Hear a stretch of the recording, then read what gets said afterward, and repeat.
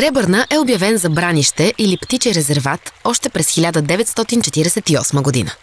Днес вече е признат от ЮНЕСКО за биосферен парк, т.е. за естествено убежище на уникални растения и животни, на което можем да се радваме. Най-екстравагантната теория за името Сребърна е, че преди столетия в езерото е потънала лодка с куп сребро. Най-героичната е свързана с храбрия войн Сребрун, вероломно посечен от печенегите. Най-поетичната и най-вероятна е за сребристите отблясъци от водата при пълнолуние, които рисуват приказна картина.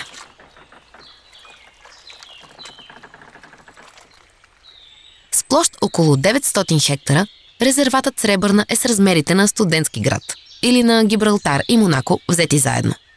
Достатъчно за над 220 вида птици, половината от всички видове в България, поне 100 вида други животни и около 1500 вида растения.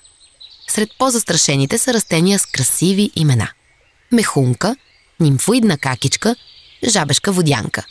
А сред тях пълуват шипобедрени костенурки и степни мишки. И прочутата бяла чапла.